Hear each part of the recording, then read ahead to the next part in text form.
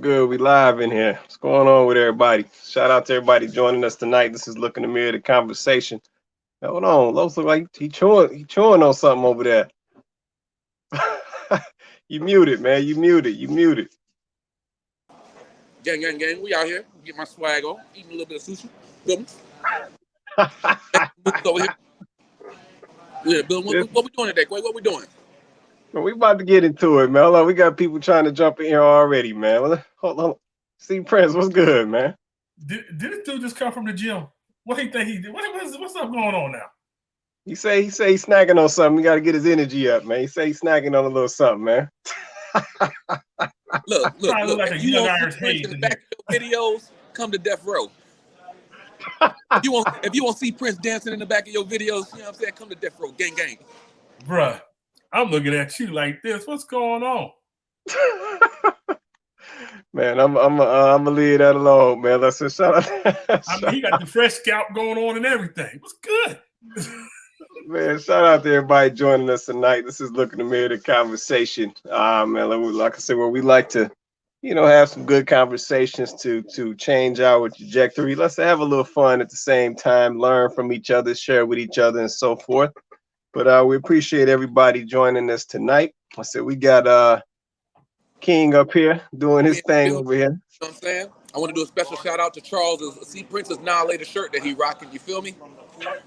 Looks like he got a Warhead shirt on right about now. You heard? Thank you, bro. Thank you. Quay, I feel like you switching sides, man. I feel like you switching sides on me, bro. No. We good, man. I'm letting you do your thing. I'm over here trying to get situated, man. Equal opportunities. I'm just playing. You give equal shame to what dead jokes. I apologize. Looking like a big annihilator. My fault. We good though. It's all love. It's all love. Man, let me get into this business, man, and we gonna get into this, man. I said we gonna keep this a short show tonight. I don't know, we might have a little fun with it. I don't know. We got to see how this one go, man. This could be interesting. So let me get these sponsors, then we're gonna get on into this, man. Like I said, for anybody who wants to join, let me throw this up here just for anybody who may want to hop on the panel with us, just in case this thing get wild. So here's the link. If you want to join us live on the panel, I'm also going to drop this down in the chat feeds for the show. So you can drop this in your browser. This will let you get on the panel with us if you want to. Us, you always have the option to cut off your camera if you don't want anybody to see your face, if you don't want to get exposed out here. So you can always cut your camera off if you choose. Hold on one sec, I just lost that. It won't let me put it over there for some reason. Okay, I don't know what that's about. But yeah, I got it down in the chat feed. If you want to join us, it's also in the feed with us right below our faces as well. If you want to jump on with us. So me at these sponsors, then we're going to get on into this, man, to keep this time rolling tonight. All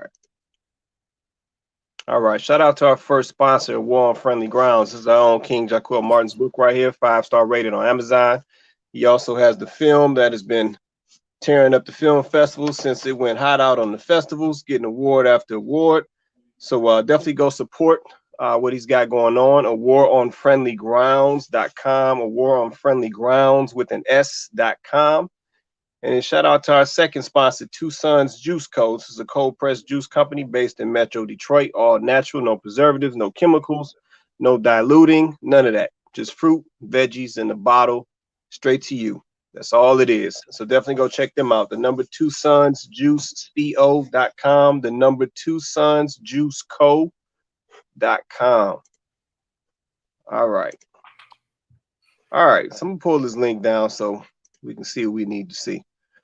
All right. So I know we keeping this one straight to the point tonight, keeping it a short one, if you will, but somebody sent me this topic. I thought it was interesting because I'm sure a lot of people probably can relate to this topic. Unless if anybody watching us or joining us in the comments or watching the show, drop a comment and just let us know, your input or your perspective on this particular topic. But the topic that I was sent was basically, I wish I knew when I was younger. And I think this topic is around things that you wish you knew when you were younger or before you became an adult. Um, and I'm sure everybody, I'm sure this can go a couple different ways. Yeah, it's gonna go down. I see this right now. Yeah, this could go a couple different ways, man. But I thought it was a good topic, man, because there's a lot of angles or perspectives or items that can fall in somebody's list. So like I said, to anybody down in the comments, what do you wish you knew when you were younger? Anything that comes to mind that you have learned a lesson as you've gotten older and you're like, man, I wish I knew that when I was younger. So drop a comment, let us know. What do you wish you knew when you were younger? I don't know, see, Prince, you look like you want to kick it off, man. What's Oh, you want me to kick it off? Go ahead, man. I can see it on your face, man. Go get it off your chest, man. All right. I say like this. I'm gonna start off with one of the things that we most grow up on. Having street credit don't mean you have good credit. You know what I'm saying? That's what I'm for real. A lot of cats take that street credit like you go to the bank and get some money. You can't do that. I feel that, man. One of them hard lessons you learn, man. Yeah. What's going on, Chloe? Hey, everybody. Hey, Hello, how you doing? Hi. We talking things we wish we knew when we were younger. Let's see, Prince was just getting us kicked off talking about that street cred versus that real cred. Go ahead, see, Prince. I didn't mean to stop you, man. I mean, you only go so far with that street credit, you know. And right. And a lot of people don't know, you know. And we still, you think about it. Even as we old, you see some old brothers talk about, man, my street credit. You're like, bro, you still riding the bus with your street credit. You ain't getting far. You know what I'm saying? You know what I'm saying? You can call me lame because I got good credit. You know what I'm saying? So this is comical to me, you know. And I guess as you get older, you still don't learn the lesson that your credit, good credit, not street credit, will get you ahead in life. You know what I'm saying? Right. So. Right. I feel that, man. I don't know. I got a couple, man. I'm gonna start with this one though. I'm gonna start with this one because I as I've gotten older, I've learned the importance of this one. I wish I knew more about my history, man, when I was younger. And the reason I say that, man, is, you know, as you grow up, you start experiencing things, man, and you have no idea why you experience those things or why those things come your way. And for me, man, I've just learned over time, man, that we were withheld so many things about our history. You know, who we are or where we originate from or what we're made of, for that matter. And a lot of those things are withheld, man. And I feel like had I known those things when I was young, my position today would be a lot different. A lot of my moves that I made, you know, growing up would have been different. Just knowing some of those historic facts or those origination or origin facts that I know now. So yeah, I'm gonna start with that, man. Listen, I got a few of them, man, but I'm gonna start with that, man. Listen, I wish I knew more about my history when I was younger, man. You want to say something, Chloe? You got that look on your face. You want to say something? Oh no, I'm listening. I think for me, I probably would have liked to have known that, you know, maybe some of the things, like as far as how important it is to have multiple streams of income and have passive income and like have other things going on outside of just working a 9 to 5. Like I wish I would have known some of those things that I know now, because, you know, where we have gotten that knowledge from, right? Like our parents didn't really think like that. They weren't really even taught to think like that. So it's not their fault. It's just, that was just the difference in the generations, you know. Now we are learning those things, you know, and sometimes it can feel a little bit like you kind of got the memo late. But yeah, if I would have known that, I would have been a little bit further along, you know. So yeah. Yeah, I feel that. And you know what? This is an interesting point right here by Shirley Ann. It says she dropped a couple comments I might have put up on the screen, but um, this is interesting, Shirley Ann, that you say real estate investment. I'm trying to figure out, when did we lose that? Right? When did we lose that mindset? Right? Because when I think back, like my grandparents had a couple houses. You know, so my grandparents had a grocery store.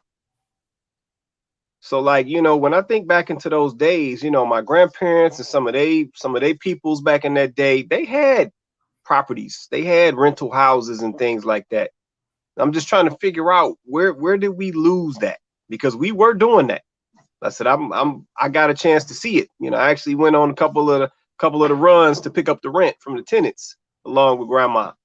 So I got a chance to see that. So I'm trying to figure out, when did we lose that? So I'm glad you put that up there. I don't think we lost it. I think the next generation of children don't want them properties. They see them as headaches and stuff like that. You know, because I see families in West Virginia. They got a lot of property up there. A lot of these families, our people, got property, but as the older people pass away, they don't want to be in the city they from or something like that. They think the grass is greener somewhere else. You know what I'm saying? So they rather get rid of this property, buy something new. You know what I'm saying? Don't understand, when you buy new, the old land rights are better than the new land rights. People don't understand that. So they lose a lot when they get rid of these old properties and stuff. You know, even if you knock down a house, keep the land, because you probably own the mineral rights and stuff to that. A lot of these kids don't know that. They don't care. They look for the dollar and the next best thing. Right. Yeah, and I understand that. And the reason I use the statement "lost it" is because the value of owning property has not changed, right? So the importance of owning property hasn't changed.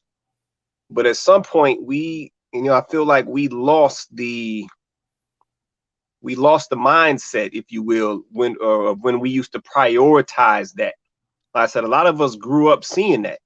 You know what I'm saying? So like, that was already in the family. That was already something that the family was doing. So, you know, to your point, I do think it changed when you got to that next generation. Because I feel like maybe partially it's the kind of the instant gratification, right? So you don't want to do the slow process. You want the quick money, right?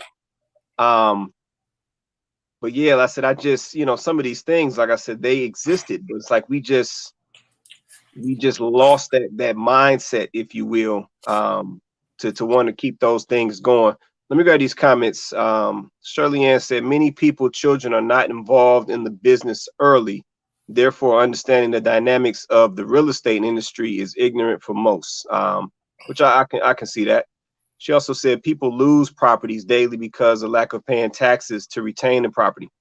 And that's facts as well. You know, and that brings up another good point. That's another thing that I wish. Let's see. Hold on. Erica Erickton dropped a comment. She said, how valuable your time is. And that's a big one.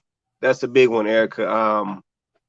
I think definitely as you get older, you start to realize how valuable and how much time, for that matter, how much time you're losing or how much time we've given away with a lot of the frivolous and material things. So you definitely do appreciate the value or see the value in your time as you get older. So I definitely agree with that. I remember what was this old man when we was younger, right? You know, we had the Adidas, y'all got the Nikes and stuff like that. He used to say, y'all work to buy Adidas. He said, you can't sleep in them Adidas. You can't sleep in them Nikes. So y'all keep on buying them shoes, you're going to be homeless. And most of it, that's true. He said, that's the worst investment in the world is buying all them shoes. Yeah, but see, I mean, once again, like I said, this list for this topic, I mean, this list can be a mile long, man. I mean, that would be, or that could be somebody's, they wish they knew when they were younger. You know, they wish they knew that all this material stuff is irrelevant. Yeah, like I said, a lot of us grew up thinking, that was the move. You go back to at least I go back to my high school days, man, and it was all about the name brand this and who had the Tommy Hilfiger and the Polo, the Nautica, all this stuff. And it's like you get older and you realize like that mess was irrelevant, man, like the whole time. It was like a fake fashion show.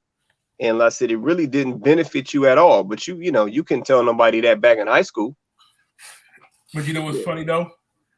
Now that it's not Tommy Hilfiger, now they come with all kinds of names. And most of these cats can pronounce these designers and can't count to 10.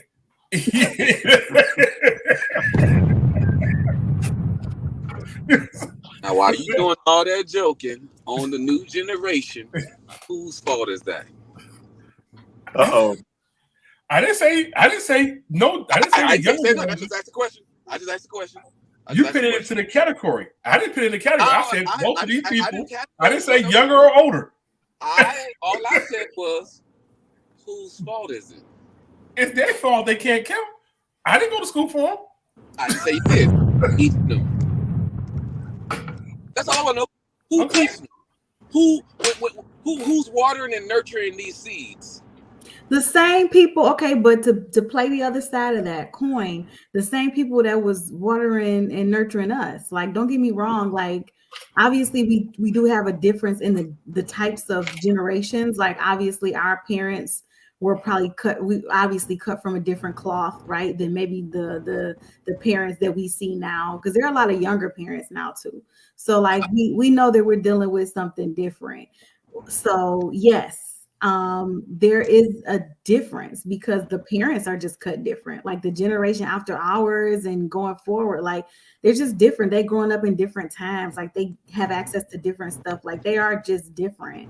But at the same time, we're not gonna remove accountability. Because see, what I'm never for is removing accountability. Like you're not gonna sit up here and say that because mom was busy and she couldn't stay on top of you for your homework, that your butt didn't know how to get up in that class and do that work. I ain't said that either. But what I did say is I'm gonna go your route. There's life and death in the power of the tongue. So what type of language do we speak over the future? I didn't say nothing wrong with the future. I'm saying if that statement is true, what type of conversation are we having over our future? If that statement is true. But if the statement is true, it's not a curse. It's just speaking truth and love. Like you can't. It's not the same thing. I don't know. I mean, we can't everything. Yes, life and death is spoken by the power of the tongue. But at the same time, you let your yes mean yes and your no mean no, right? So if you're speaking the truth, if you're speaking the absolute truth, if it's the truth, it's the truth. It's not a curse. It's not you're not putting anything on anybody that's not true. Like I'm just saying it's the truth. My thing is what are we speaking over the future? Because every older generation does the same thing. And I'm saying that every generation that gets passed on from every generation. And then we wonder why the harvest isn't improving. Maybe because our conversation and how we teach it ain't improving. And like you said, Chloe, you putting out something amazing. There are babies raising babies. You know what I mean? About this? And I feel like there's accountability on the person, 1,000%, 1,000%. Because at the end of the day, we all still have free will. But at the same time, we got to put some responsibility on our as parenting. They got responsibility in parenting. And how are we parenting? And what are we showing them? And what are we educating them? And what are we doing? Like for me, right? What would I tell my younger self? I would tell my younger self, you should have got to know your mother better and ask your mother her story. Because maybe if you knew what your mother's story all the way was, you would have a better understanding for your mom if you took the time to understand what it was like to grow up without a mother at 11. See, sometimes we look at our parents and we don't understand our parents' story. Sometimes we don't know why our parents are making the decisions that they're making. We just say they're our parents. And we act like they're supposed to have the whole blueprint and have everything correct. but sometimes we don't ever take the time to go back to find out what's what and what are their traumas and what were they dealing with and what did they have to heal from or what are they going through. So for me, I would have to tell myself, my younger self, bro, give her some grace and get to know what she's been through. What is her story? What was it like? Do you even know what it was like to lose a mom at 11? Do you even know what it's like to try to raise 3 kids at 21? Do you have any clue of what it is and the decisions you make? Or only are we looking at it from our viewpoint? You know what I mean? When was the last time we really got into our parents' story and asked our parents what's going on and why they did what they did? That's just me. Maybe I'm a weirdo though. I mean, no, I you making a lot of sense, but I think that's the point that I'm making. Like, you see how you basically just took it on yourself to do that self-examination. Like, you literally said, I have to look at myself and I have to say, okay, could I have done this? Could I have worked to understand my mom's situation better? Could I have did this? Could I have done that? Right? Like, that's self-examination. So, I mean, I think that, you know, what we're seeing is not everybody is doing that, right? Like, not everybody is taking the time to actually check themselves, because at the end of the day, you're right. Not one parent was born with any type of rule book as to how they're supposed to be a parent. And we became parents, you know what I mean? But we weren't born in this world just to only be parents. Like, we have a life to live as well. We have a path to walk as well. We have a purpose as well. So we can't just, you know, because I became a parent now, does that absolve me of everything that is Chloe? So Chloe might have had this going on. Chloe might have had that going on. Doesn't mean Chloe shouldn't have brought children into the world. It just means that now Chloe has to pick up all of those things that Chloe has and Chloe is, and what was Chloe and what Chloe is going to be. And she now has to be a parent with all of that. So, you know, I agree that there does need to be some accountability from, you know, parents understanding that what you do or don't do affects your children. So that absolutely is real. But then at the same time, like you said, like, maybe if these kids understand that, hey, mom works 2 jobs, like, it's not that mom's loafing off, like, she works 2 jobs. So maybe she can't help you do your homework as much as she would like, you know, like, it just, there's always these circumstances. Now, don't get me wrong, there are some trifling parents out here, period. But, you know, it's just that for that particular conversation, like, that can go both ways, because if you're going to apply grace, then grace needs to be applied on both sides. Like, parents need grace too. Like, we're not perfect. So, you know, the parents need some grace, and the parents need to show grace to the children. Like, you know, grace is not a one-way, you know, thing. Like, it goes both ways. And you know what? I'm gonna say this, and then and the thing about it is, look, you had to get older to come to that conclusion. Because when we're younger, we don't think like this. You know what I'm saying? And a lot of these kids nowadays, and even in my generation, they pick their friends over their family, or their friends became their families, and they raised themselves together. So guess what? That's just like, you know, with age comes wisdom. They say that. No, it's through experience comes wisdom. You know what I'm saying? So as you experience things, you become wiser. So you know, to say that, hey, you looking back in the retrospect, this is what we're doing. We're looking back. But like I said, you know, a lot of things we do as when we're in our youth are foolish things. You know, people gotta understand that. We have to learn by experience. And that's what, you know what I'm saying? So, you know, you appreciate what your mom done now because you're older. Like, I appreciated what my father and my mother done because I got older. But when I was younger, I didn't appreciate these things because guess what? We are self-absorbed as young people. So, and that's the truth. That's half of the equation, though, Charles. That's half of the equation. I'm not saying your part of the equation is wrong, but what part of that is I can't talk to you. You don't want to hear what I got to say. It's my way or the highway. It's do what I say. Stay out of grown folks' business. I don't want this. I don't. You know, wait. Don't act like we ain't heard these things from parents. You do it because I say do it. So now when I can't talk to you and I go somewhere else to talk and I go somewhere else to have these conversations because they're creating a space of love and opportunity, then I'm going to have a conversation somewhere else because I don't feel like I can come to you. I don't feel like I can talk to you no more. Because when I did try to be vulnerable with you, you kept shutting me down. So we can't like a lot of people are just turning away from home just cause. You know, for the absence of love, you're going to find it somewhere if you ain't going to get it at the house. But you heard that saying, it takes a village to raise a child. So if you can't get it from your parents, you should have a responsible person that take you back to your parents, not take you away. You see what I'm saying? It's a community. When we raise children, we raise them as a community. Not you just can't go outside and say pick the local knucklehead or thug and say that's your family. That was your choice. Because guess what? There's somebody over there that wasn't that had the experience that you were looking for, but you asked it up to them.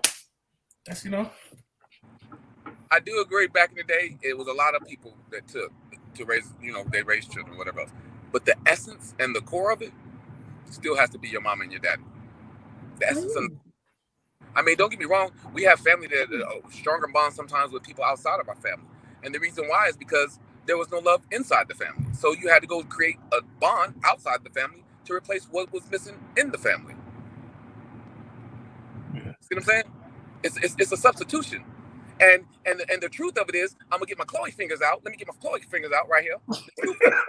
For the absence of love is the absence of religiously God. So when you don't have God in the household and you have no love in the household, then what else is gonna happen? That void is gonna be filled. The void. Well, I guess we do gotta ask ourselves this question though: was it the absence, or were you looking to enhance or to increase? See, we gotta think about that as well. It depends on the parent, though. Say that again. I said it depends on the parenting. It depends on the parent. It depends on the household. Everybody's household is different. Yeah, no, I can understand that. I mean, I think that one of the pieces that we also are missing is, this conversation can span generations, right? So when we start talking current generation, we're talking about a whole different mentality, or a whole different function, right? So the children of today, let's just say children that are probably 13 years and younger in 2021, attention spans very short, different, right? Engagement factor very low. Mm-hmm. So, in this current day, I'm just going to say it this way. It's the only way I know how to say it. Love can be misinterpreted in this current day, because I said we have a new makeup of children these days. I said they're not cut the same or made the same as children used to be. And I'm not saying that's a bad thing. Let's say, because I think we're going to have some new ways that we're going to have to live out here. And I think this current design of child is going to be ready for that situation. So yeah, I'm not looking at that as a negative, but children are definitely different now. So I think with that being said, those relationships have to look different as well. Go ahead, man. You want to say something? I 1,000% agree with you on that, Quay, because it's evolution, and you can't. I mean, you still have a structural foundation, right? That's fine, because principles will always be natural principles, but the evolution of how you deliver the principle in the new generation has to change. You see what I'm saying? Because love, how you go about displaying it or whatever else, has evolved or has changed because we have changed. These new computers that are coming out run a lot faster. You know what I'm saying? Like you said, they pick up things a lot quicker. They want to create their own type of things or whatever else. I mean, they were born in the age of social media. They were born in the age, not internet, but of you. You know what I mean? So they were born in the age of I can talk to everyone. Well, it's always going to look different because of the evolution of where we are as people. But do you remember that movie Hidden Figures? Yeah. And you had the young lady who was right, and they were the human calculators, right? But when she saw the new computers coming in, the new supercomputers coming in, she went in the room by herself and got the new manual to understand how to operate the new computers. And I'm saying, as parents or whatever else, when are we going to get off the old blueprint and get into the room and look at the new computers to get into new manuals to understand how to operate with these new computers that are coming in, these new supercomputers coming in? Okay, so I don't disagree with that. But I also, here's the thing about that though. Okay. The thing about that though is we have to be careful because, and Miss Shirley Ann just said something. She really said something when she said that the government has become the parent now. Like our children now are watching the media's very heavily influencing our kids. TV, movies, music is very heavily influencing our kids, much more so than us and the generations before us. Not saying we weren't influenced, not saying that, not going there. But what I mean is it has a greater influence because we're more connected to these things now. Like you said, King, like they're at our fingertips, right? So we're much more connected to these things now. So our children are definitely being fed by these avenues very quickly and frequently and consistently, right? So no, love doesn't change. Miss Shirley-Ann, you're right. Love doesn't change. People change, but also because people change, the way they perceive love changes. So now a lot of children, and I'm speaking for, I'm currently a mom of a teen. So I have a 13-year-old. So I'm speaking this is hitting different for me because I have one of those kids that are 13 living this life. Okay, I have a child who everybody in the classroom has a cell phone and they all iPhones. You know what I'm saying? Like I'm a parent to that. Okay. And so, you know, when it was time to get him a cell phone, you know, I almost felt like I had to go out and get him a certain type of cell phone because this is where we at. This is what we doing right now. Okay. So, I think that we have to understand that love is perceived different. So kids right now, I hate to say it, can't speak for everyone, but a lot of children right now in this world, they equate love with things. So if you love me, you give me things. If you don't give me things, you don't love me because that's what love is. Like if you love me, when I said I needed a new iPhone 12, you would have got it. When I said I needed the new Nintendo Switch, you would have got it. When I said I needed the Xbox 360, you would have got it because that's how you love me. So if you're not doing those things, a child can perceive that as a lack of love because that is what they're being taught right now. Because they're like Ms. Shirley-Ann said, the government that's teaching them, the media that's teaching them is this is what you need. This is what your good parents. You see the commercials, Christmas time. Oh, you see all the parents and they got all the gifts for the kids, and that's love, right? That's how you love on me. So we have to understand too that some of this, there is a greater responsibility on parents as the adults, but at the same time, we have to recognize that our kids are being fed something outside of us. Even when they're in school, even when they are part of the school system, they are being fed things outside of us. Like a teacher said something to my kid, recently that I ain't gonna repeat because I ain't gonna put that teacher on blast, but it was out of line. He didn't say it to my child. He said it to the classroom of children. And it was his personal opinion about something COVID related. And it was, in my personal opinion, crossing a line.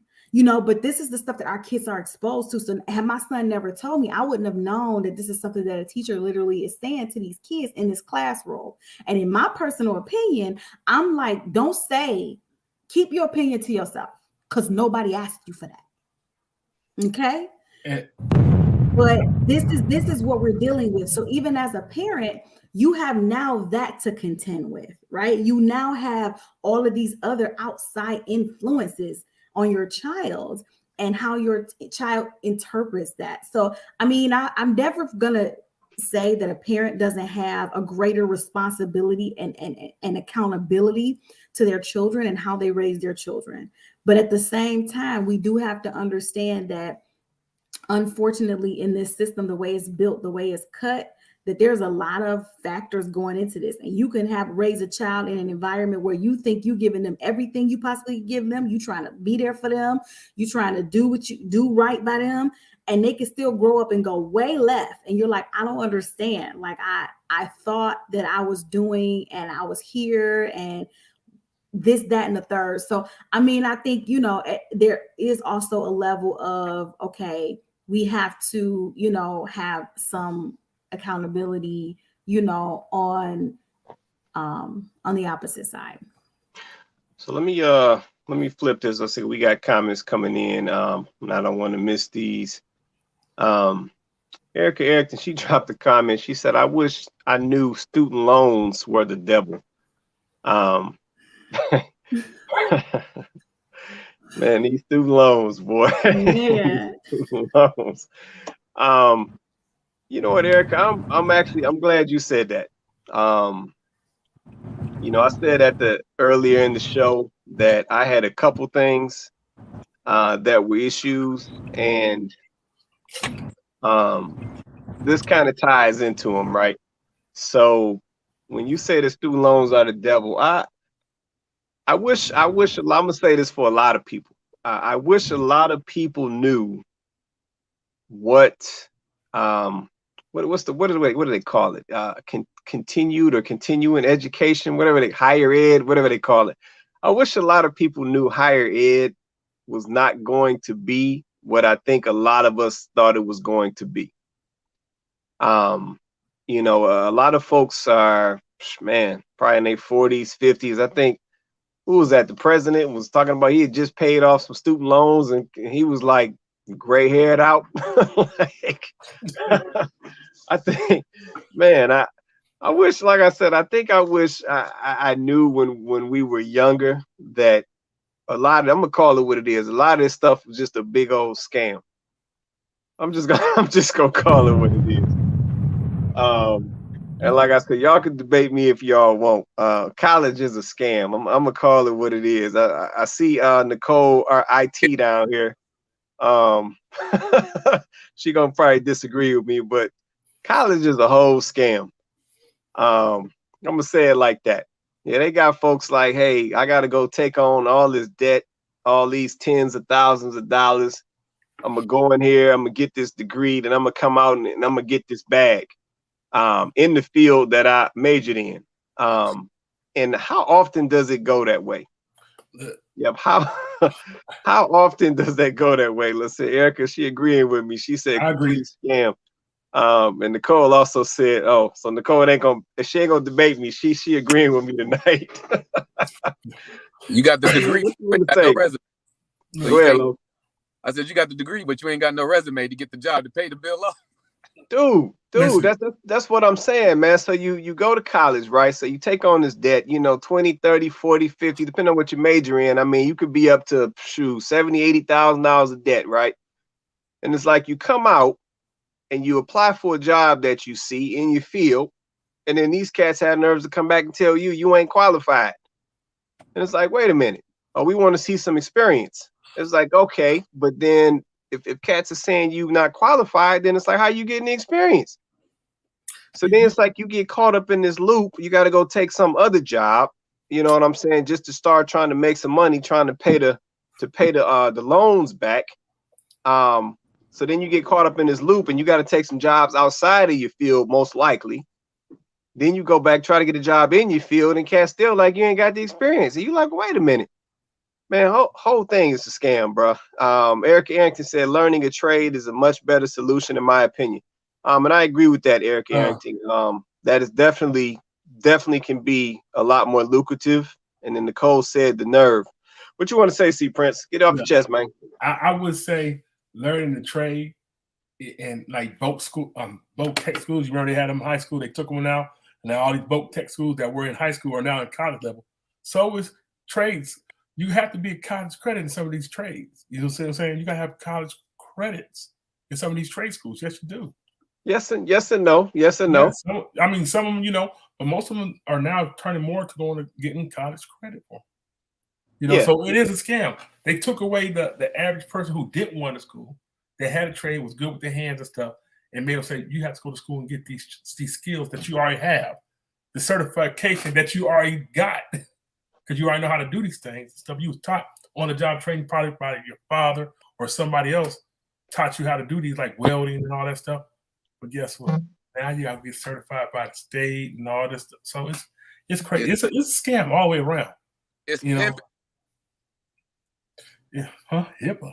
It's pimping. Oh, pimping. I thought you said HIPAA. Oh, yeah, no doubt. I mean, and we got to remember a lot of that actually started in high school, man. Mm-hmm. Like I said, a lot of those trades was introduced to people in high school. Like I said, auto mechanics, home ec class, doing hair. Like a lot of that stuff was introduced to you in high school, and they removed those programs which forced you to have to be basically essentially paying for this stuff once you came out of high school and used to get it included. So yeah, we got to really see the scam in that whole setup. The What's driver's going ed. on? What's going on, Nicole? Look, it ain't just right. Hey, Nicole, I'm sorry. It's in sports too, Quay, because I'm gonna recruit your son at 7 years old. Man, that boy can throw. You know, he'll look good in a Duke uniform. You know, we're a D1 school that will pay for his education and everything. Yeah, just make sure he keeps his grades up. We're gonna get him in. We're gonna follow him, and then we're gonna track him through high school.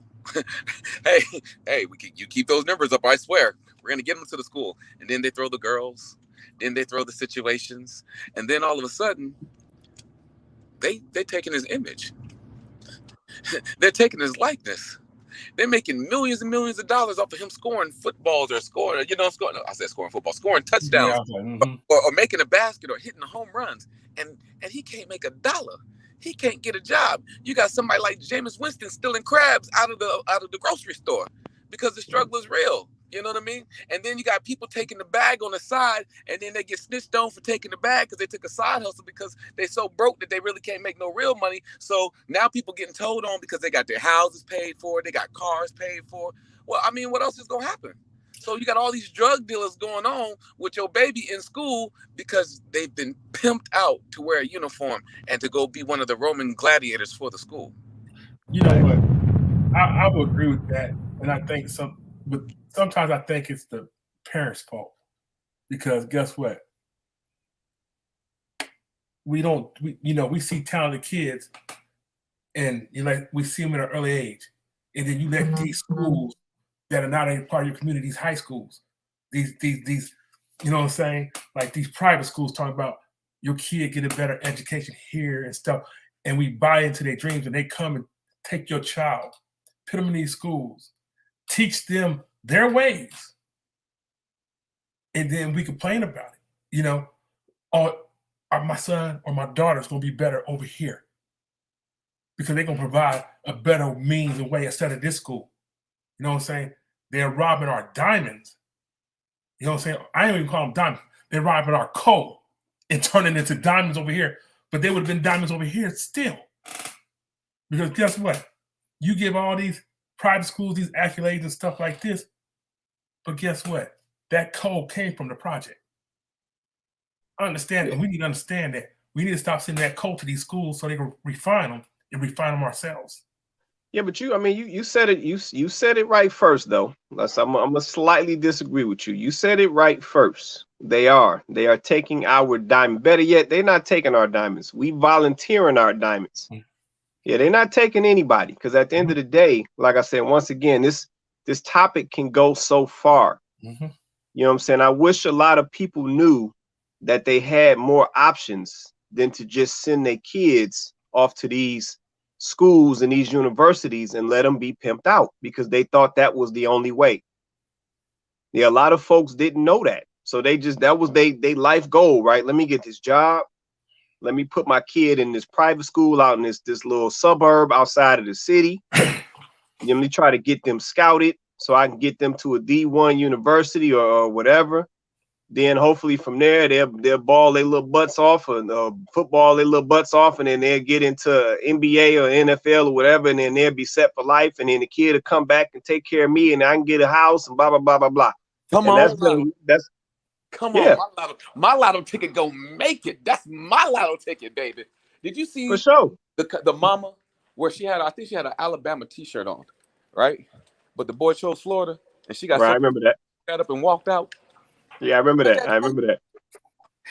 Because she didn't get the deal that she thought she had on the side with the school, because they was gonna do all these other different things. But when her baby chose to go somewhere else, it messed up the bag that she thought she was supposed to get. For sure. Well, like I said, she had made that initial investment, so she's ready for her return, man.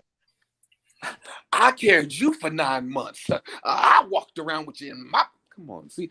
I think Charles did hit something and touch something. We got to do a show on that, about the diamonds and that we are, about America being built off our back and how talented and amazing as a culture we are, because I don't think that we really realize and I think that's part of it too, not realizing who you really are. Because if we're so talented, we are the new wave of everything. Why don't we be? Why do we allow that to be Pimped. harvest or pimped out? You know what I I'm saying? agree.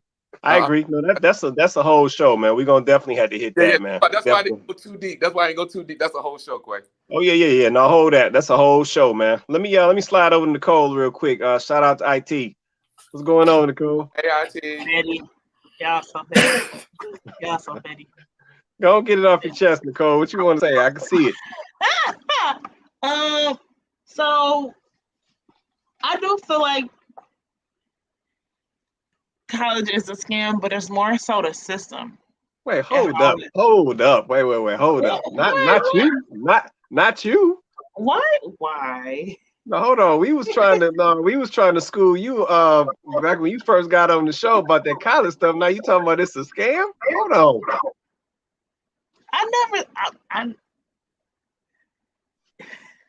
You was hold on. You was a huge advocate because we asked you. I am. I'm an advocate for education, but there's a cost. Is it not? It costs. There's a reason why my education ain't free. Why did you say why? Nicole, hold on. I gotta go back a couple shows on you. So we done asked you a couple times. I think we even asked you, would you mess with a guy who went to trade school? And you said you wanted a man to go to STEM. Yeah, he had to get a STEM degree. And now you talking about college is a scam? Yeah. Hold on. Did you ask me that exact question? Yes, before?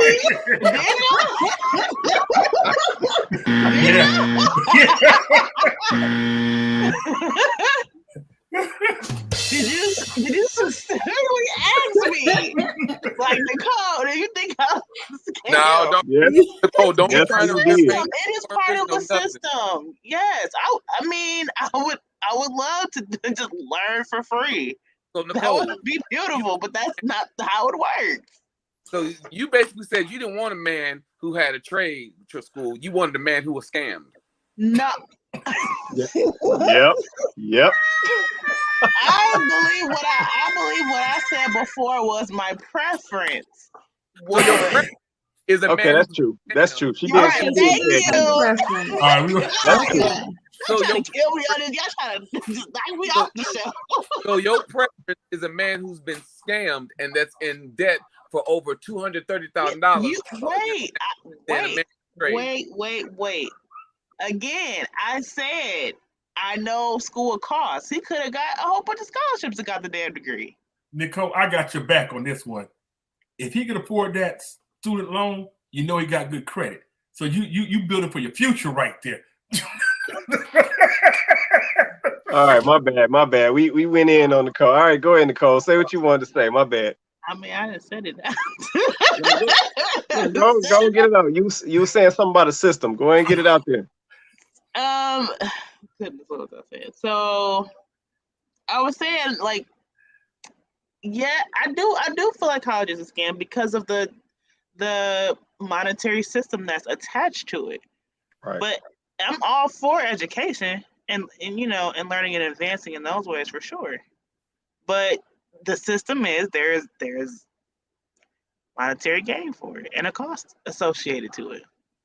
So let me ask you this. Aspect of that I don't like. Let me ask you this. So if you knew that when you were younger, would you still have went to college? That's a good question. I feel like I still would have gone, but somehow, some way, I would have tried to plan better in terms of knowing the costs associated with school. Like I don't regret what she said. It's a no for me. It's a no. It's a no. Because I mean, for me, I do enjoy what I've gone to school for and how I'm able to apply it and kind of what I'm kind of getting into. I don't regret what I've learned. I just hate the cost associated with it, and that's the system aspect. And I don't know. I mean, there's biases in all of that as well. So that aspect is what for sure I'd say is a scam and is a system and Okay. is Did you let me ask you this. Did the degree that you went after, did it Mhm. yield the type of money that you thought it was going to yield? So right now, no. Okay. And that is one thing that I am fighting with at work at this very moment, because the company I work for prides themselves on training, and they are under the view of, oh, we can just teach you and train you up. But I'm like, Guess what? They don't want to pay for that college tuition. basic that, and they don't want to pay qualified people. But it's also a battle too, because we're like, well, in some areas it's traditional. Some areas of IT do legit require additional education. And I would say those deeper STEM subjects. I don't think So it's education, they need certification. Let's get that different, because most electronics are, when you're doing an IT tech, it's your certification, it's not that degree. well, to me, so I mean, we can debate this if you want to, but I would say it depends on the specific area of IT, to be honest. Correct. That's correct. Yeah, Nicole, I give you that. not gonna do is just hear from Nicole. She don't play that about IT. You know what, sir? But you know what? They told me that, you know, when I was younger, they said you go to college and all that degree tells them is you're able to be trained. That's all it tells you. That's partly true. So if we want to get, that's partly true. And I would say that's kind of, here we go. College is definitely a scam unless you are going to be something like a doctor. If I have enough money in the future, I'm going to buy a college and a church because they don't have to pay taxes. I mean, as far as the business, it probably in some ways could be profitable, but I don't know the logistics of it. Let me respond to that. So yeah, Peter dropped a comment. He said college is definitely a scam unless you are going to be something like a doctor. Peter, I gotta disagree with you, man. I think college is a scam even if you are going to be a doctor. It is. Yep, at the end of the day, a lot of doctors, they're just reciting what they're taught in college. And I think their system is built to I guess accommodate some of their debt and the cost, like insurance, healthcare, all of that type of stuff. Like it's part of a system. Yeah, so. I guess the point I'm making with that is a lot of our doctors today, like I said, they're just reciting what they are taught in college. But a lot of that information is far from what's best for us as people. So see, for me, that's still all a part of the scam. Because see, at the end of the day, a lot of doctors these days, they ain't gonna tell you what you actually need to do. They just gonna write you a prescription. And that's because that's what they were taught in the scam that is college. So at the end of the day, when we actually talk about this scam that is college, from the doctor or the medical perspective, is it really doing what it's supposed to do? Yep, our doctors really making people healthier.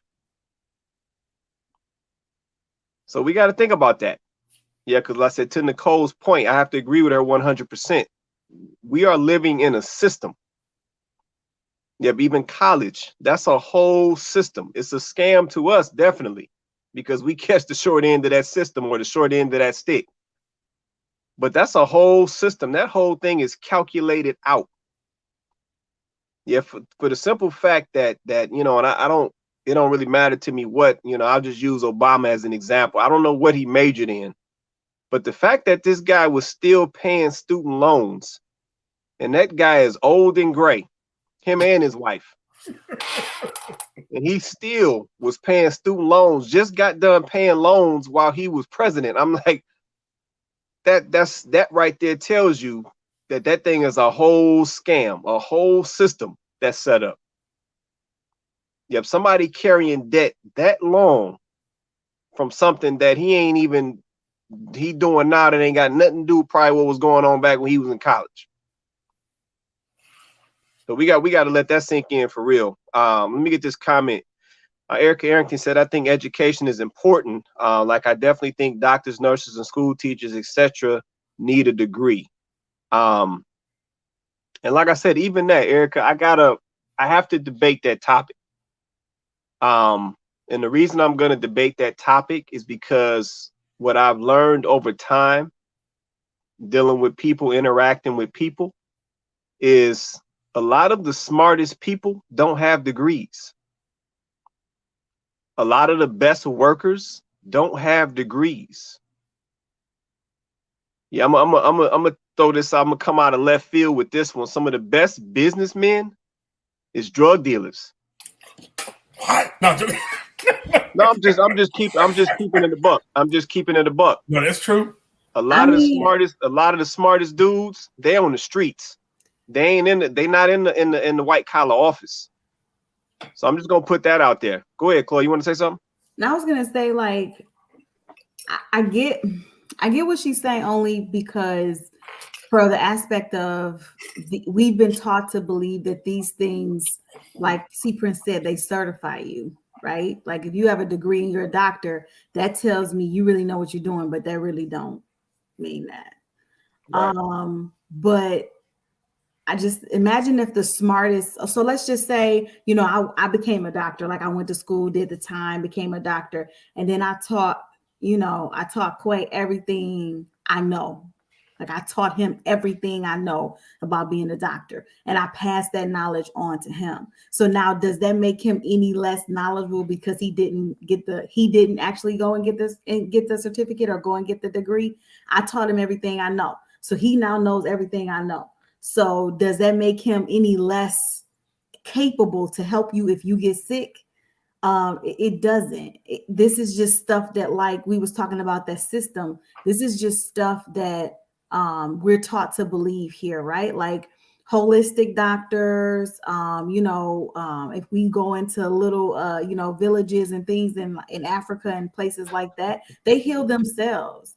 They don't need degrees. And they also ain't dealing with a bunch of prescription drugs that give them side effects. So like, yeah, I get it, like for peace of mind, but that's because that's what we've been taught here. Like, a person that has a degree knows what they're talking about, but yet and still that same doctor is going to prescribe me whatever medication he's being paid to prescribe me. Literally, like you have drug, vendors come in and give them this stuff and say, at the end of the month, if you sign up X amount of people for this drug, then, I'm gonna cut you a check on the back.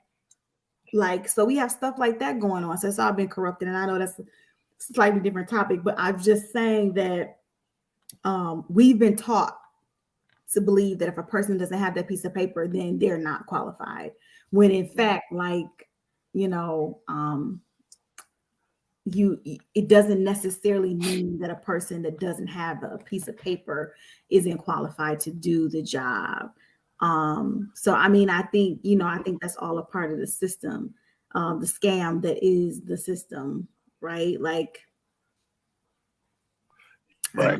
I'm gonna piggyback off stuff she said. It was funny because I went to the doctor, right, and I got this prescription. Right. I'm not gonna say the prescription, but they gave it. But maybe they don't think I could read or something like that, because I read every time I take something, right? So one of the side effects of the drug was may cause death while you sleep.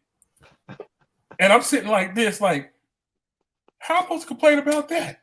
May cause death while you sleep. So I didn't take this medication. I said, Doc, you gotta do something better than this. You know what I'm saying? So that is true. They just prescribe anything. So let me grab this comment from Peter. He said, but what about the doctors that operate on people? I feel like surgeons need specialized schooling, not just a YouTube video. So Peter, this is the thing, man. where I was going with my statements is that, is this knowledge really coming from a degree, or is it coming from experience? See, those are two different things, right? Right. And like I said, I'm only speaking from personal experience, right? So, you know, I hire people, and I've been doing that for years now, building teams, right?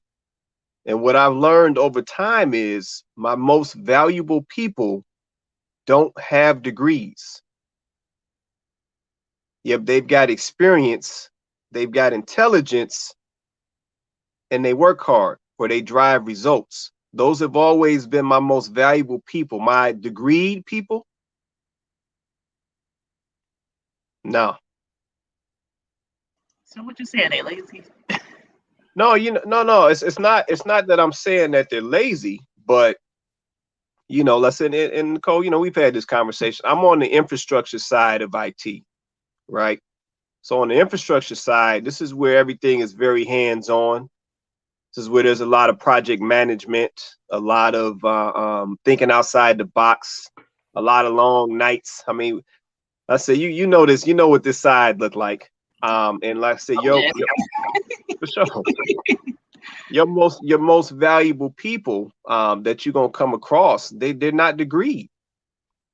Yeah, they're just experienced. They've had multiple jobs. They have a lot of coverage. They're jack of all trades. They've had their hands in telecom and networks and servers and so forth. And that's where you find your value. But see, typically with degreed folks, they're very one track. Yep, they only know how to program, or they only know how to code, or they only analysts. They can't come out of that, or they only do security, or they only do web. It's like there's no coverage. There's no plethora of skill set. It's very narrow. And then two, I hate to say it, but you know, and I'm just speaking from experience, there's this level of I don't know if it's entitlement or privilege that comes along with a degree. And I said, I'm not, you know, this is not on everybody. This is what I've seen. But I think it's entitlement is what the word I'm looking for. But it's like somebody feels like when they have a degree, it's almost like they ain't got to show you nothing, or they don't have to prove themselves. They got a degree. So you're just supposed to break them off and let them do what they do. And I'm gonna ride your coattail. I am. I definitely agree with that. Because when I did sales, for a cable company, I ain't gonna mention because I don't advertise for cable companies, right? And we did door-to-door sales. You know, you got the college kids come in, they got the sales background, they did all that stuff in college, they couldn't sell.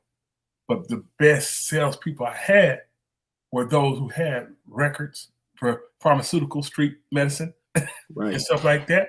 But guess what? They put up the #1 sales team in America and for this company. And then when I had to go explain to them how I did it, and I told them who I hired, you should have seen the faces of these people in this room looking at me like, huh? I said, man, you got to think about it. Rain, sleep, they better than the post service. They going to get these results. And this is the only opportunity to get legal money. They ain't going to fail. Give them an opportunity and they will sell. You know what I'm saying? So that's how I won. I agree with that, man. I can't deny that. And I will stand by that to this day. I said, I know that don't sound good. But it's just the truth. Yep. At the end of the day, like I said, a lot of folks who used to work the streets, they're some of the best business people you will ever meet. I'm talking about inventory, logistics, project management, finding the right personnel. I'm just saying, it is what it is. And like I said, once you put those folks into legal money or a legal scenario, I mean, they blow up. Like I said, look around right now. Yep, a lot of the cats who out here getting it, that's where they started. They was on the streets. Like that's really what it was. That's where they got their best teaching. That's where they got their best education. They just natural hustlers. And that's what you got to be, you know, corporate or street. Like that's what you got to be. Let me get this comment from Erica Erickson. She said, hustlers always have a plan A. Exactly. They always have a plan A, B, and C, and a D. They have the solution to every problem. Facts. And that's real. That's real. I gotta agree with that. And I'll tell anybody that. Yep, I gotta agree with that. Disclaimer: we're not telling you to get street education. Disclaimer. Disclaimer. No, we ain't. No, we definitely not telling you to go work the streets. No, we're not saying that. Nor are we telling you to find your doctors on YouTube or WebMD. We are not telling you to do that either. Okay, this show it does not give medical diagnosis. We do not. No, we don't give medical information. Please consult your doctor. Y'all crazy. So, man, is there I know y'all got something else. I said this topic goes deep. I'm gonna say this. I wish I did when I was younger. I wish I was taught more about how money works. Yeah, I don't think a lot of us were taught how money works. So I know we were taught the same with accounting class, balance in the checkbook. But what else? That probably was the bulk of it. Put some money under the mattress. That probably was the bulk of it. But I don't. Yeah, I wish I was taught a lot more about how money really works. Things that I've learned up current day that I did not know when I was younger. Go ahead, C. Prince. You know, it's funny because they used to have this thing called Junior Achievement, JA, and DECA and all that stuff in these urban schools. You see, they're not there no more. They was actually teaching you how to start a business, how to do all kinds of things, loans and stuff. And I remember I even had one of my junior achievements was even doing stocks. They were teaching us how to do the stock market. But these classes are not there. I don't even think these organizations are around anymore. You know, I think they took them out the urban community because they was there. They're not there no more. Yeah, no, a lot of that stuff got removed. And like I said, you know, going back to Nicole's point, I feel like a lot of those things were removed to keep this system going. You know, when I think back to school, like I said, you had all type of options, man. Like I said, we were auto mechanic shop. You know, they was teaching us how to change oil and change tires and weld and do all type of stuff and see, you know, and home ec, you know, teaching you how to cook some things and so forth. And I said, these things gave you skills. What'd you say, man? I said, wow, that's throwback. You said home ec. For sure. But see, these things, yeah, these things gave you skills for free coming out of high school. So see, you literally could spend some time in a couple home ec classes, and by the time you came out of high school, you know, you could scoop you up a little cooking gig. You know what I'm saying? You could scoop you up a little gig working at the local oil change or working at the local Bell Tire, because you was already getting taught how to change tires and rims and valve stems and all that in high school. But see, that's why a lot of it's exactly, and certified. So you already knew how to use your hands to make money coming out of high school. But see, a lot of that stuff was systematically removed from school. So now you had to pay somebody to learn this stuff just to get a job at Bell Tire, or you had to pay somebody to learn this stuff to go get a little cooking job in a restaurant. So yeah, that whole game got changed by design. Go ahead, Chloe. I mean, this might be deep, but I was just talking to my son about this today. Like, I wish that I would have been told the importance of setting boundaries when I was younger.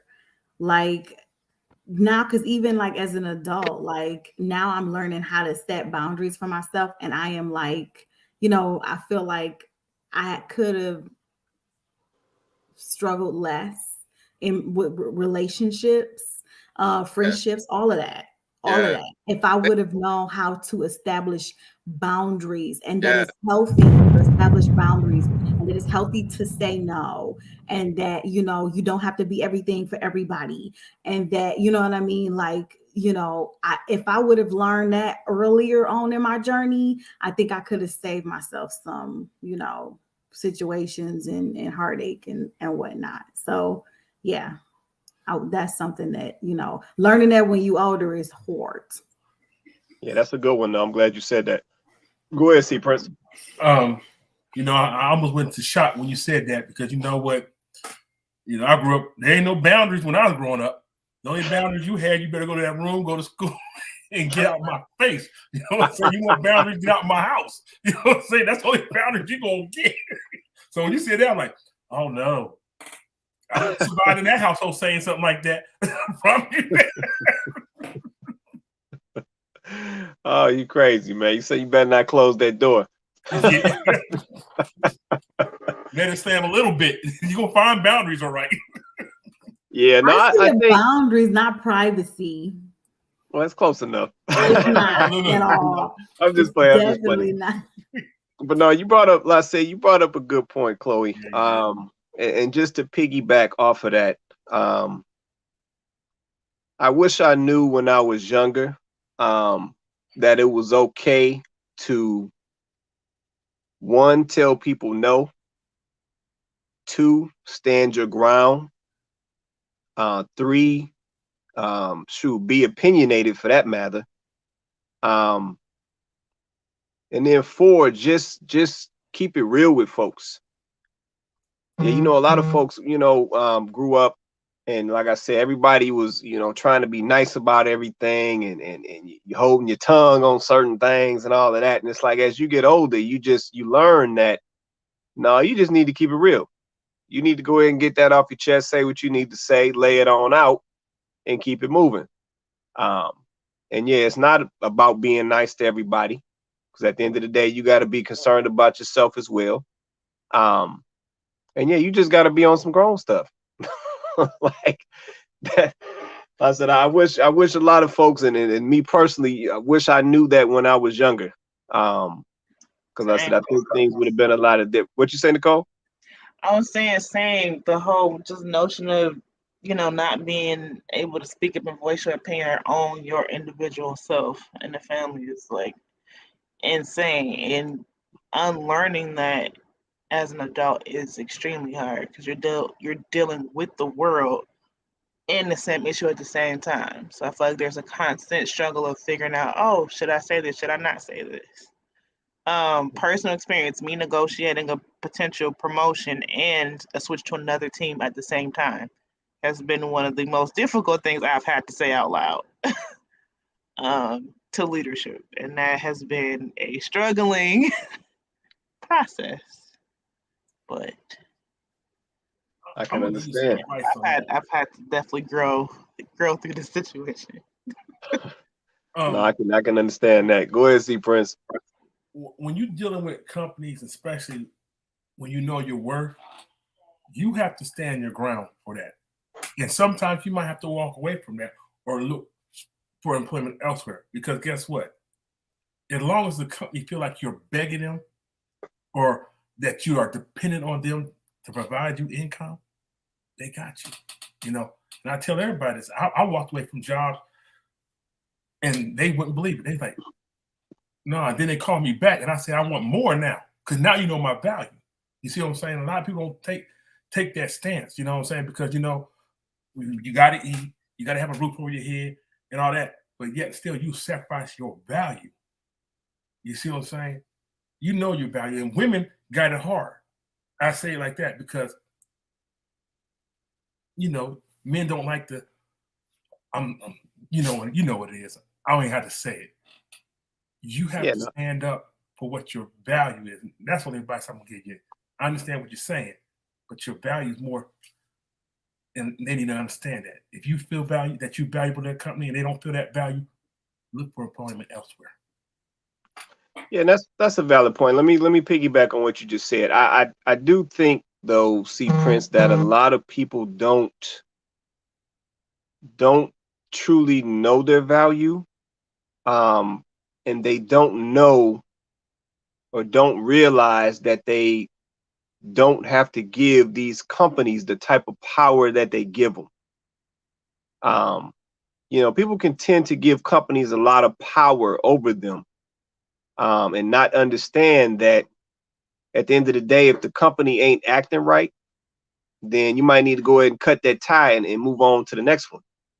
Because to your point, if you are bringing value to an organization, because this is the thing, I'm just gonna go here with it. This is the thing.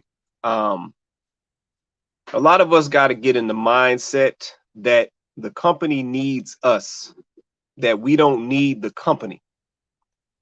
See, a lot of times we go into it thinking that we need the company because we're thinking about a paycheck. But what we don't realize is that the company can't function without the talent. So the company needs you more than you need the company. And once you realize that, then you will move differently in your conversations, and in the way that you move within the company. But for a lot of folks, it takes time to understand that your value is higher, than you've been led to believe. So yeah, just to piggyback off what you were saying, man. Let me get this comment from Erica. She said you definitely have to know your worth. And that is accurate, Erica. You definitely got to know your worth. And that goes literally for everything. But yeah, I see a lot of that within this corporate structure, and folks just don't know their worth or their value in this corporate structure, and allow these companies to just have way too much power over what they do or how far they can go. So yeah, we can't never be scared to cut that rope, IT. We can't never be scared to cut that rope and move on to the next one, since that one don't want to act right. Yeah, because like when I go into an interview, and I ain't interviewed in a long time, but when I do go in an interview, if I say I'm worth $28 an hour and they come back and say, can you work for lower? I look at them like, said, no, I can work for higher. And they look at me like, what? This is, you know what I'm saying? I'm not working for lower. I told you what I was worth for your company. You know what I'm saying? I know what you could pay for this position. But a lot of people negotiate lower. They probably was going to give you that $20, but they're going to see what you going to go for. Right. They baiting you to lower your own pay. So you can't complain about it. That's true. That's true. Yeah, that is true. Well, man, we got a couple minutes left, man. Hey, anybody, y'all got any more? I don't know, Nicole. You looking like you want to say something, Nicole?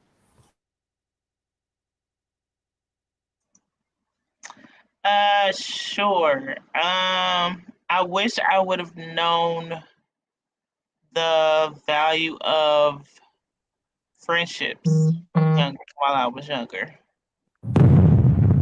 That's the big one right there. That's the big. You want to elaborate? That's a big one right there. I got a bomb. I finally got one. He's silly. You want to elaborate on that, Nicole? That sounds a little serious right there. It is serious. For sure. So I feel like I was kind of taught to just good one. Thank you. I feel like I was taught to just kind of just concentrate on work and not,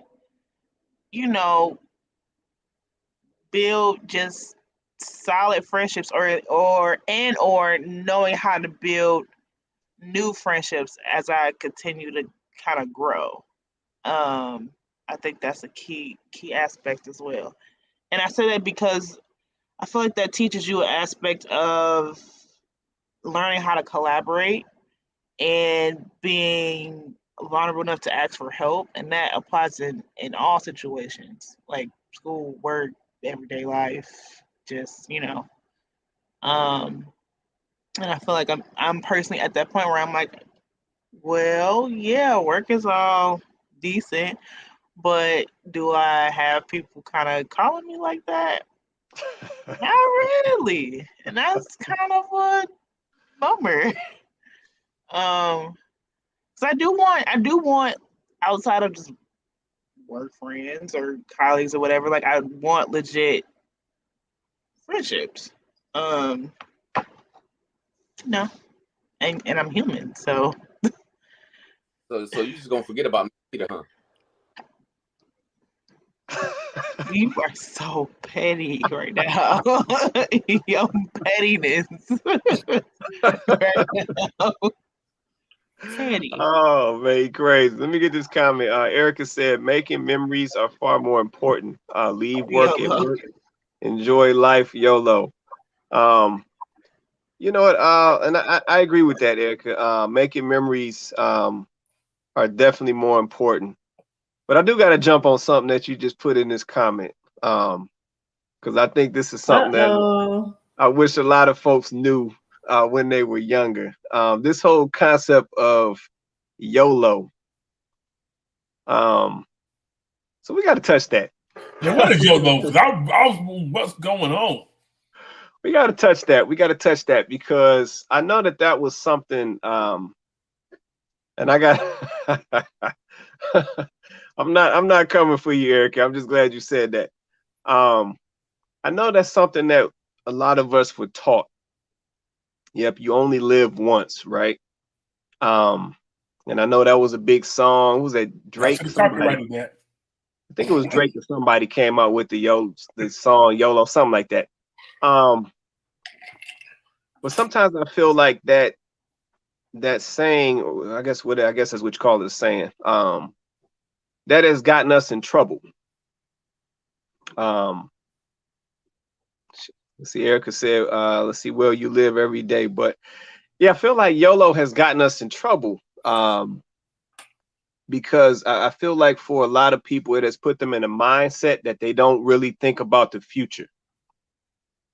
Yep, they just get in the mindset of living for today, but they don't really think about the future. And I think that can be the trouble, or I wish I knew better, when it came to YOLO, and you only live once. At the end of the day, you still are living. So you got to think about today and after today. And that's just my perspective on that. I had to grab that since she dropped that in her comment. Go ahead. You want to say something, C Prince? Yeah, I got some. I'm gonna ask these ladies this. I used to laugh at my great grandmother. She used to tell my girl cousin. She said, "Get you an ugly dude, because a pretty dude will have you broke." And I never understood that conversation. Hold on. Wait, what? Wait, say that again. Hold on. She said, "Get yourself an ugly dude, because a pretty brother will have you broke." Now, she didn't mean physically ugly. And because I had to ask my aunts, what is that supposed to mean? You know what I'm saying? But what she was saying, get yourself a working man, which most women would consider, because they want these millionaires. You know what I'm saying? They were looking higher than their prize. But guess what? This working dude could give you the same satisfaction as these millionaires if y'all work together. But when you get these dudes that are self-centered, that's what she said, pretty dude, self-centered, they only cared about themselves, they're not going to care about you. They're going to leave you broke, almost wrecked. That's what they meant. So what y'all think? Is that a good statement? Women, I'm going to ask the women. Is that a good statement? Coming. They about to say something. Go ahead, Chloe. I can see it on your face. Go ahead, Chloe. I mean, like often when you speak, C Prince, I have to process because like I didn't say physically ugly now. I didn't say ugly, but because I'm trying to understand. Like I'm trying to understand. I didn't say that statement. Chloe, crazy. That was my statement. I'm just trying to understand where you said, who said this? Who said you said this to you? That was the great grandmother said them. They used to tell them. Oh, so I see where you got it from. Yeah, it was. I see where you got it from. Oh, my statements are better. I see where you got it from. So your great grandma, okay, now we understand. Now we can get somewhere because we see that there's because I'm like, what is he trying to say? So you saying so it's not actual physical looks. No ugly dude. It was just talking about it's like work. Character. Yeah, it was just like more personality. Just a meta phrase. Okay. It was just saying get you a working man. Okay. And you know what I'm saying? It wasn't talking about ugly dude. Because I mean, because if that's the case, then you might have failed in that. You're gonna be broke. Okay, so let me ask the ladies then. Wait, stop, pause. 1 second. I'm just joking. Hold on. One second. Cool? No, I'm just joking. Time out. Said what now? No, I ain't saying nothing. She say, wait a minute. Oh, because I'm about to say, If that's the case, then you just bust up her stereotype because I got a pretty boy. I was And gonna we work say, just fine. I'm just joking. That's what I said. I was literally So You know, let me I'm ask just trying these to tell ladies. you. Let me ask the ladies, 'cause we got Erica down here. We got some ladies in the comments. We got IT sitting over in the corner. Do y'all really want a working man or y'all want a wealthy man? Go and be honest about it. Mm-hmm. IT and Erica Arrington. Do y'all want a wealthy man or a working man? Leave Nicole for last. No, Nicole, you go first if you want to. Unmute yourself, Nicole. Well, Which go one you ahead, want? Nicole. No, go ahead, Nicole. I'm gonna wait. I can't with y'all. I said a working man. Here we go. I mean, both is ideal, but Cap, I have to choose.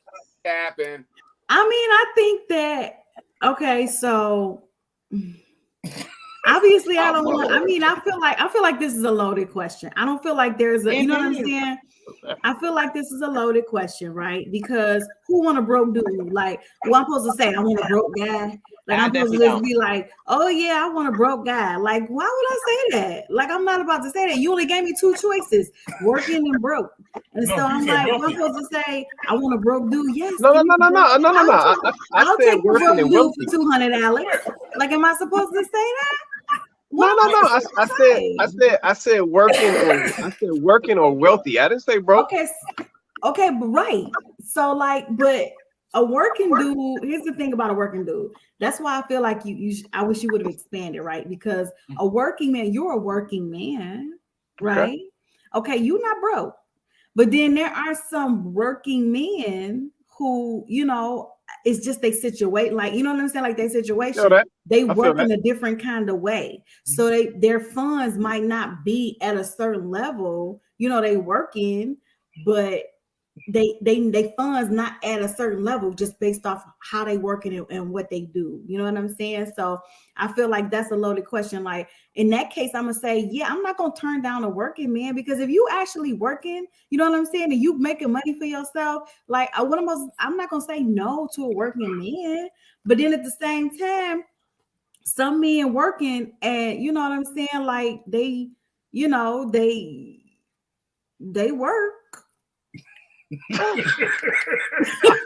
sound like me now, don't you? I'm not trying to y'all. I'm not trying to make fun of nobody. Don't do that. Don't put me in that position. I'm just simply saying that, like, they work, but you know what I'm saying. Like, you talk to them one week and they be like, you know, I work at, you know, this place, and you be like, oh, okay, cool. And then you talk to them next week and they be like, oh, you know, no, I don't work there no more. I work at this place, and you be like, oh, okay. And then you talk to them next week, they be like, oh no, I don't even work none of them places no more. I work. So that's why I'm like, you know, it's levels to this work thing. It's levels to it. See, Prince, I tried it, man. You see how they broke it down, man? Just can't ask no basic questions around these ladies. It's why you can't trust these ladies, man. All of you gotta be specific. Just plotting. Let's say Erica down here talking about both. You got IT over here. I don't want no broke eat all this. Hey, look, she said both because she gonna start with that working dude and go up. Right. Right. Because IT says she want a STEM degree. So she gonna let you know what she want right out the gate. She want a STEM degree. You know, need to let that go. Let it go.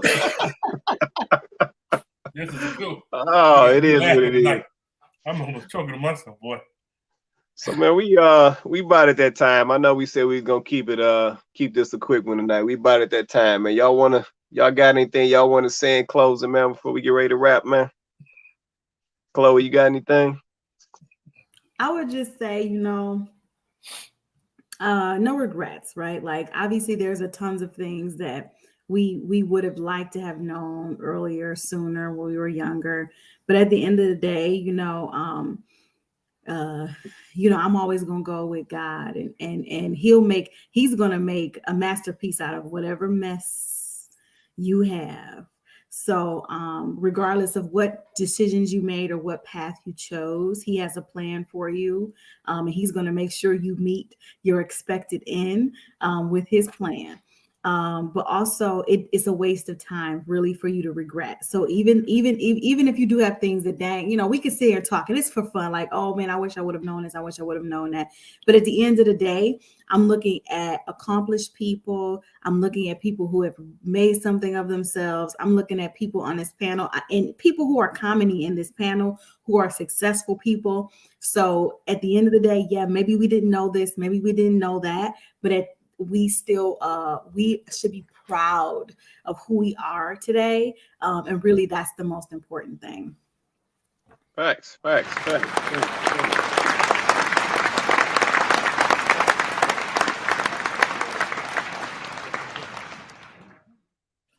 sure. See, Nicole, Prince, you got anything, man? Oh, Nicole, I say something. I say hindsight is the best education.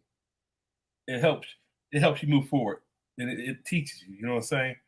And like you said, no regrets. If you learn from your hindsight, it's going to shape you to the better person that you're going to be in life, because you're going to learn how to correct the mistakes and behaviors, become a better self. That's all I got to say. Okay, no doubt. We appreciate that, man. Nicole, you got anything you want to say in closing? No, I disagree with what was said. Still agree. Damn, we gonna let that go. No, we're gonna let STEM degree go. So you good? I'm good. All right. I'll just say this real quick. Of course, there's a lot of things that I'm sure we all wish we knew. But once you learn those things, then it is definitely your duty to pass those things on to the folks who come after you. If it be friends, family, children, what have you. As generations, we always got to be looking to improve, right? There was things that our parents didn't know that we've now learned, right? So now we have that knowledge that they didn't have. So now we got to make sure we pass that on to the next generation and not lose that. And then hopefully, generations after us will take that or basically take our voids or the stuff that we didn't know. They'll learn it and then pass it on to the generation after them. And I think that's the important part of it, right? Like I said, our parents did the best with what they had. If they weren't exposed to all this information and so forth, so they made do with what they had and made the best out of it, which is how a lot of us got here. And now we've learned things or taken on different perspectives or came into new information, and we got to take that and pass that on to the next generation. So they got an advantage, and they can take that and build from there and keep going. So I think that's the most important part. Listen, I know that there's a lot of things that we all wish that we would have knew when we were younger. But now that we've found those things out or learned those things, it's now our duty to make sure we pass those things on to the next generations. So that some of the things that we missed or didn't know, that does not repeat itself in the generation after us. And I'll leave it at that. You want to say something in closing, Los? You know it. You dig. I would say that one day, if I could talk to my younger self, I would tell my younger self, I glitched up. I'm just playing. I would tell myself to practice forgiveness, man. I'll tell myself to practice forgiveness, and I would tell myself to understand grace. You can practice forgiveness, and you can understand grace. You're empowering yourself. Because when you don't forgive, you walking around with a whole bunch of bags of anger, stress, whatever you want to call it, childhood traumas, everything. And a lot of us are still carrying some of them bags today. And so my question is, where are you going? Where are you traveling to? And how much does it cost for you to have them carry-ons?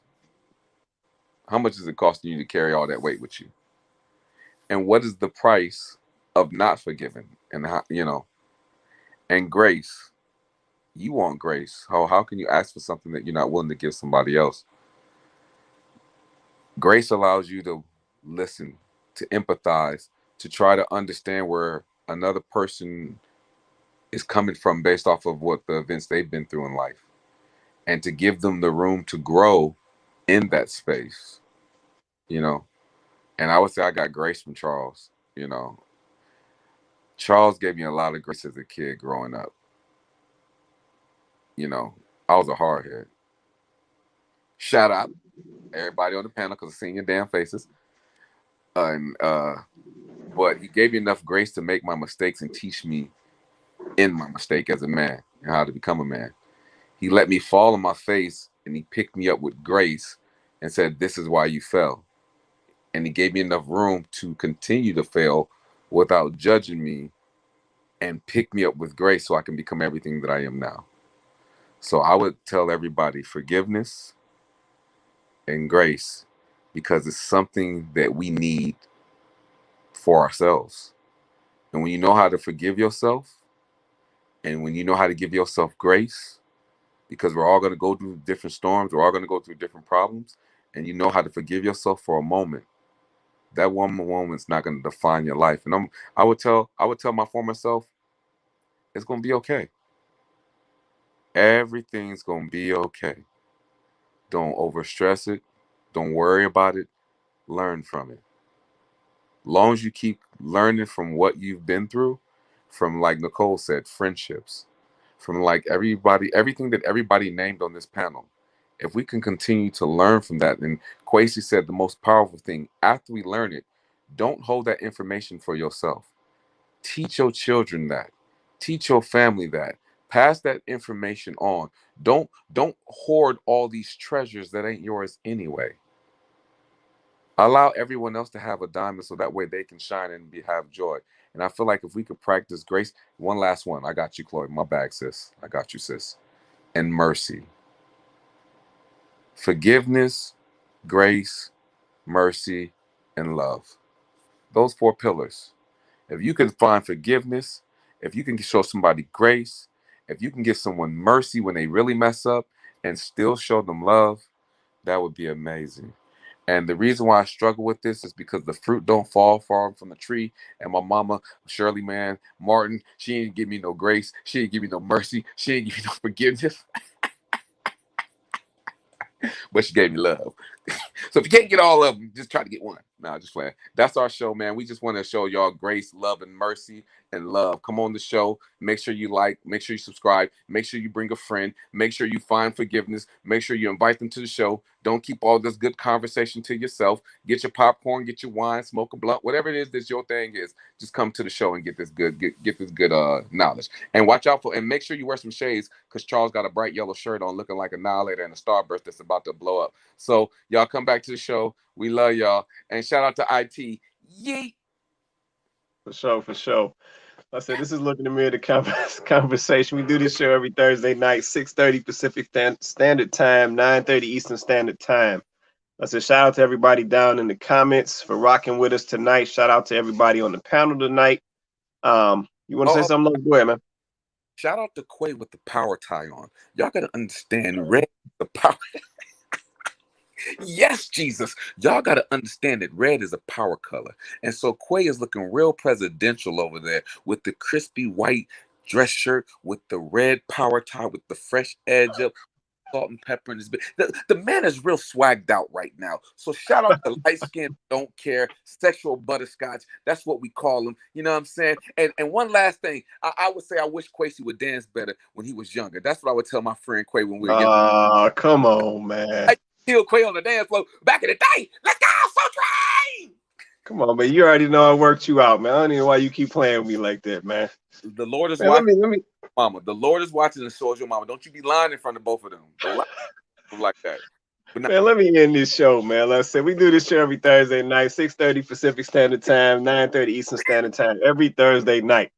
So with that being said, everybody have an awesome night. We'll catch you guys next Thursday. Come up here and have some fun with me, man.